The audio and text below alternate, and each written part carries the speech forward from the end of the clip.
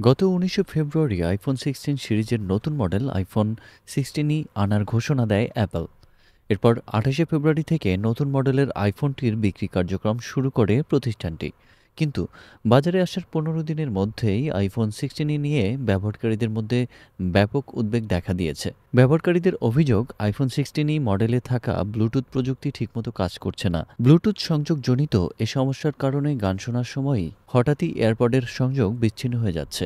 IPhone 16ই মডেলে থাকা Bluetooth সংযোগজনিত সমস্যা নিয়ে বিভিন্ন প্রযুক্তি ফোরাম ও সামাজিক যোগাযোগ মাধ্যমে অসংখ্য অভিযোগ উঠেছে। বেশ কয়েকজন ব্যবহারকারী জানিয়েছেন, একাধিক ব্লুটুথ ডিভাইস সংযুক্ত থাকলে আইফোন 16ই মডেলের ব্লুটুথ প্রযুক্তি তখন কাজ করছে না। বিশেষ করে অ্যাপল ওয়াচ ও এয়ারপড একসঙ্গে ব্যবহারের সময় এ সমস্যা বেশি হচ্ছে বলে জানা গেছে। জনপ্রিয় সামাজিক যোগাযোগ মাধ্যম রেডিটে একজন ব্যবহারকারী জানিয়েছেন, আইফোন মডেলে ফিটবিট ব্যান্ড যুক্ত থাকলে ব্লুটুথ অডিওতে সমস্যা হচ্ছে। ব্যাকগ্রাউন্ড থেকে ফিটবিট অ্যাপ বন্ধ করেও সমস্যার সমাধান হয়নি। তবে আইফোন 16ই থেকে ফিটবিট ব্যান্ডটি আনপেয়ার করার পর সমস্যা দূর হয়েছে।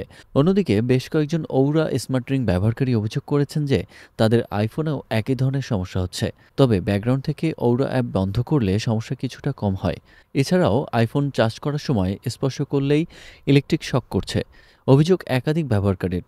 প্রযুক্তিপণ্য বাজারে আসার পর অনেক সময় কিছু ত্রুটি ধরা পড়ে, যা পরবর্তী সফটওয়্যার হালনাগাদের মাধ্যমে ঠিক করা হয়। তবে আইফোন 16 মডেলে থাকা সমস্যাটি সফটওয়্যার নাকি হার্ডওয়্যারজনিত তা এখনও জানা যায়নি। এমনকি অ্যাপলও এখন পর্যন্ত এ সমস্যার বিষয়ে কোনো মন্তব্য করেননি।